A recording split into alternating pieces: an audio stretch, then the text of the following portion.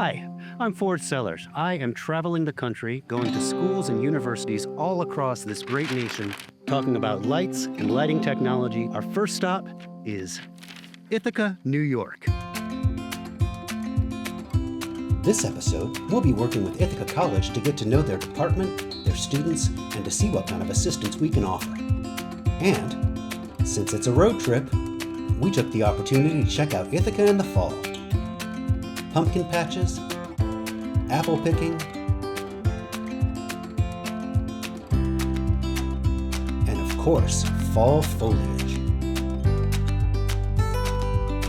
Join me on this journey, a Theatre Roadtrip. Ithaca College Edition. Hey, Sarah, it's Ford. Hey, Ford. Yeah, I'll meet you in the corner. Oh, great. I'll be right down.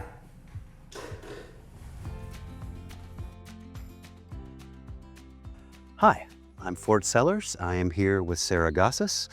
She is the lighting design professor at Ithaca College, and we are going to talk about the Ithaca program. We're going to talk about lights and technology and the history of Sarah's interaction with Ithaca College. And I think part of the reason that any of us get into theater is it's kind of a empathy, right? It's about the people, and it's about telling a story, and it's about connecting with an audience and connecting with the other members of the design team and all of these things, but it's all about connection. For sure. You're student designers this semester. Why don't you tell me, how do they approach a project? How do you try to teach them to approach a project? The students who are designing are upperclassmen, have taken the lighting design sequence of courses, and within those we're focusing on that storytelling. And then from there, it's like, okay, what are the tools that you need to create the world that you and your collaborators have formed together from your various points of view all coming together. So at the beginning, do the students have a say in which show they're designing, or are you assigning them shows based on what you think their strengths and weaknesses are? Or and I have conversations with students at the as we begin show assignments about what they're hoping for, or sometimes in terms of shows, but the focus really is about what they're wanting to learn. One of the main things that I find so important is gaining the knowledge, but really gaining the confidence to know what research you can do, how to talk about things. And I'm really fortunate in that our lighting designers are so self-aware. I spoke with you and your production electrician. We talked about some ideas for lights. You guys came with some stuff. I offered some suggestions and kind of negotiated back and forth to help you find what you think is going to work. So how involved were the students in that process? So part of this question of like, what are the things we wish we had? What are the things that we really would like to explore was happening before this conversation began. So there was already some discussion amongst me and the students that was foundational in how the conversations continued. It was 100% in dialogue with them of like, what are you excited about this? Is there anything you're worried about? When you said your students are comparing specs, what are they actually looking at? What kind of things do mean something to them or to you? I think one of the things we know about the theater we're sitting in right now, which is our proscenium space, is that if your front light has a 575 watt lamp, it's not going to be bright enough. You're always going to be like, I could use more. And if it has a 750, we're getting closer, right? And so they're even just basing it back on the classic conventionals. They're able to look and say, okay, how many lux is that? What is that like in this space? It's rare for people to be able to take those numbers and then apply them to new spaces so early in their careers.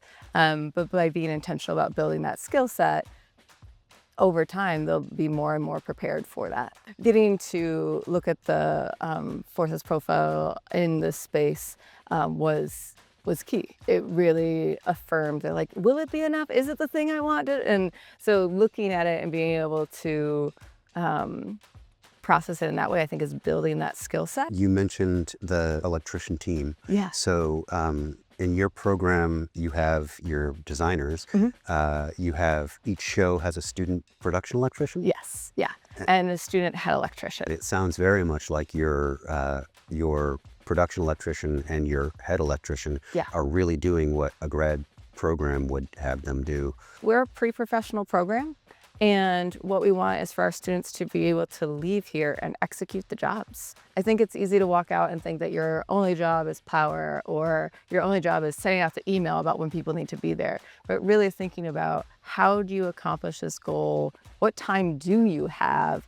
And also, the other layer to it is, who else needs the space? Who are you co-working with? The amazing thing about this program, or there's a lot of amazing things about this program, but one of the amazing things about this program is the caliber across the board. The students who succeed in this program are curious. That is the one thing in just my 2 years here, I've noticed in all of the technical production design students, is that they are curious and they're ready to explore. And so giving them the space to develop the confidence that even if they explore something and it's not the thing, they're still okay. And what they learn from that exploration will influence some other project they do later.